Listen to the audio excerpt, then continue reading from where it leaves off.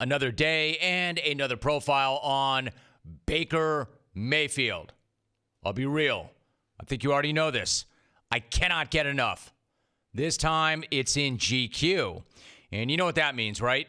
If it's an NFL player getting profiled in GQ in August, somebody is going to get lit on fire. And it's going to be awesome. And I'm going to love it. Remember, last year it was Jalen Ramsey. Ramsey was saying that Bills quarterback Josh Allen, quote, is trash. I don't care what nobody say, he's trash, end quote. He then chased that with, quote, Flacco sucks. Hey! I played him 2 years in a row. He sucks, end quote. Normally saying something sucks is not a take unless it's Jalen Ramsey saying that Joe Flacco sucks, and then it's awesome. So, when Baker Mayfield sat down with Clay Skipper of GQ, I knew it was going to be good. When Baker sits down with anybody, I know it's going to be good. Because somebody or something is going to get roasted. And chances are, they'll deserve it. And it was everything I thought it would be. They sat down for an interview at Hyde Park Prime Steakhouse, where they've got a Baker Mayfield steak on the menu. When it was added to the menu last year, Baker said he was not sure that was a great idea. Quote, we had barely won any games. I didn't think I deserved it yet, end quote. He was asked if he deserves it now, and he said, quote, just because I know where we're headed, end quote. And so they're off and running. There's the usual reset of his journey from high school to Texas Tech to Oklahoma, including the fact that he transferred to OU without telling anybody. I mean, you knew he went there. Did you know he went there and didn't tell anybody? Bob Stoops told GQ, quote, when he comes up to me, he hadn't bothered to call anybody about transferring. You're not just transferring anywhere. We just ended up somewhere in the top 5, 6 in the country the year before. We beat Alabama in the Sugar Bowl, and our redshirt freshman quarterback was the MVP of the game. He's going to come and transfer to Oklahoma to play quarterback? So it just tells you all you need to know right there, that this guy, he came up, introduced himself, had a big smile and a serious look on his face like, I'm going to do this, end quote.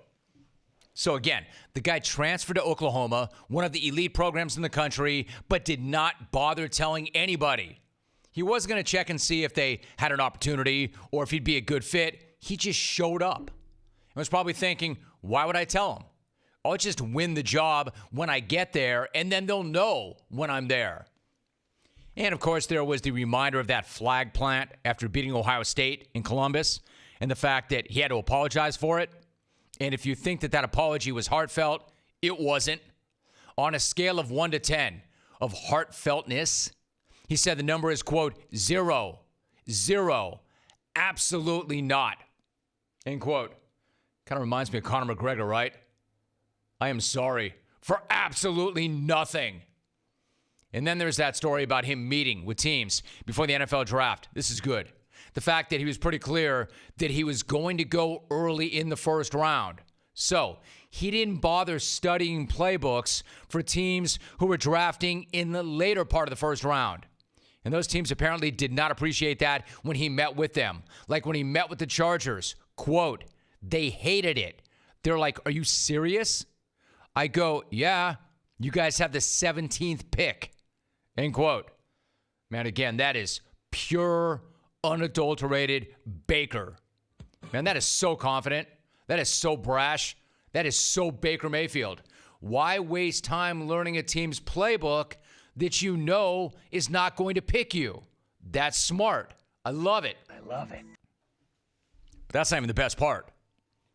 The greatest moment, well, let me read you the entire part from the column. Quote, near our booth, a Sports Center segment about the New York Giants catches Mayfield's eye. Quote, I cannot believe the Giants took Daniel Jones, Mayfield says, about New York's much maligned draft day decision to spend the 6th pick on the quarterback from Duke, whose college record was a measly 17-19. Quote, blows my mind, end quote. I mean, seriously, did you catch that? Did you see what he just did there? This guy's just sitting there doing an interview. He sees Daniel Jones on the TV, and he says, quote, I cannot believe the Giants took Daniel Jones. Blows my mind. It's like, hey, Daniel, have some. Imagine you're Daniel Jones. You're minding your own business, walking along, and then Baker comes flying through the wall like the Kool-Aid man and lights you the hell up. Oh, yeah. Oh, yeah. Can't believe they took him. Oh, yeah. Oh, yeah. Jalen Ramsey saying that Josh Allen is trash. Can't believe that Baker just took that run at Daniel Jones. He may as well have said, Daniel Jones? What the hell kind of name is that? How vanilla is that?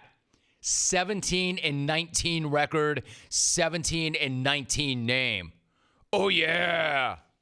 Oh, yeah. Except that's not Baker taking a run for no reason whatsoever. I mean, I don't even think that's personal. I don't think he's bent about Daniel Jones. It's not like Jones got taken ahead of him. It's not like the Giants picked Jones over Baker. For Baker, this isn't personal to Jones. It's just business. This isn't between Baker and Jones. It's between Baker and the world. Oh, yeah. Oh, yeah. And you know what? He's got a point. He's got a point. And that point is this, quote, some people overthink it. That's where people go wrong. They forget you got to win, end quote. And then he follows it up with this, quote, either you have a history of winning and being that guy for your team or you don't, end quote.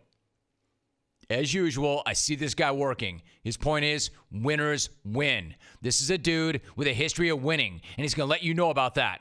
This guy wins. He always expects to win, and he's done it everywhere he's gone.